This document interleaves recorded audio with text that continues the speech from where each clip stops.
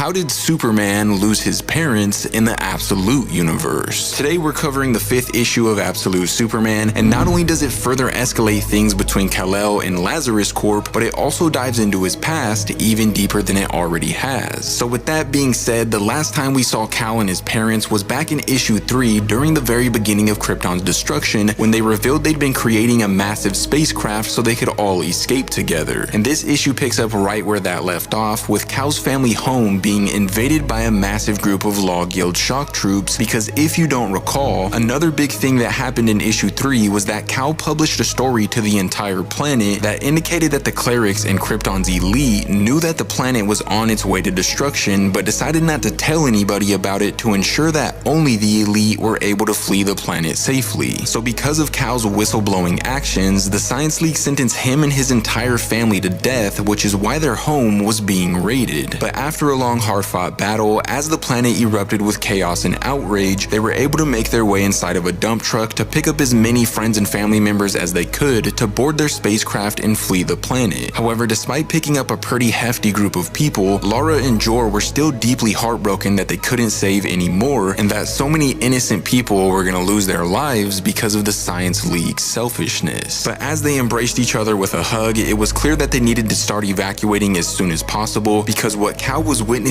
off in the distance was nothing less than pure annihilation. After that, the story jumps back over to present day, shortly after the events of Peacemaker Smith losing control of his emotions and slaughtering 23 innocent bystanders. Immediately upon becoming aware of his actions, Superman grew so infuriated that he infiltrated the Peacemaker's outpost, effortlessly destroyed a squadron of tanks, and then blasted his way inside the main facility, where he brought every Peacemaker in sight down to their knees by emitting a massive amount of solar energy. Assuming that somebody had to know where Peacemaker Smith was, Kal would then grab one of them by their armor, aggressively slam them into a wall, and start demanding to know where Peacemaker Smith was hiding, while emitting such an intense amount of energy that the soldier genuinely believed that Kal was gonna kill him. But to his relief, moments later Kal let him go because he was interrupted by Soul, who indicated that he was super close to unraveling the encryption of Smith's location. However, in the process of doing so, he also discovered that someone regarded as Brainiac was attempting to infiltrate his system from a research and development facility in the Nevada desert. And not only did he want to speak with Kal, but he was also inside of a room filled with miniaturized alien cities whose citizens just wouldn't stop screaming. So Kal left the Peacemaker outpost, blasting off into the sky, but before being able to see where his story goes, the story jumps back into the past, with Lara instructing everybody to start boarding the ship because they couldn't wait any longer. Upon getting inside, everybody began bonding to their own personal Soul spacesuit, but moments later, Lara realized that Kal was still outside for some reason. Apparently, he was trying to collect some pieces of sunstone before they departed, but proving that it wasn't the smartest idea, the ground beneath him started caving in and exploding with kryptonite energy, causing him to start falling inside a massive sinkhole. So out of fear they were about to lose their son, Lara and Jor were immediately thrown into a panic, but thankfully, before that thought could become reality, Krypto stepped in to save his life by latching onto the back of his collar and pulling him back to safety. Once the ship was off the ground, Kal noticed just how heartbroken and afraid everyone was as they witnessed the destruction of the planet they had spent their entire lives on. But for some unexplainable reason, he was struck by an overwhelming sensation of hope, calmness, and confidence, which motivated him to walk over to a small child and assure them that everything would be okay because they were safe inside of the ship. To everybody's misfortune though, that was far from the truth, because literally seconds later, a massive kryptonite boulder exploded into their aircraft as the destruction of Krypton continued to escalate. Now, the crazy thing about the symbiote-like spacesuits everybody was wearing was that they were actually capable of turning into mini personal aircrafts. So at first, everything seemed as if it was gonna be okay, but upon looking out of his window, Kal witnessed one aircraft after another being completely obliterated by the eruption of Krypton. So he started calling out to his mom and dad out of fear they were caught in the crossfire, but to his relief, soon enough they assured him that they were okay by flying their aircraft next to his. Although when it was all said and done and Krypton was officially gone for good, Kal's aircraft was the only one to make it out of the chaos, which left him speeding through the unknown depths of space towards an unknown destination all by himself. Our comic then fast forwards to present day again, with Soul asking Kal why he wasn't headed towards Peacemaker Smith anymore. Knowing that he wasn't in a good headspace though. Cal remarked being so angry that he was afraid of what he would do to Peacemaker Smith if he managed to get his hands on him. So as of right now, hunting him down was out of the question because it was best for him to go back to Smallville, Kansas to be reminded of home. And sadly, that's where this issue comes to an end, but if you want to see what happens with Absolute Superman next, let me know in the comments down below.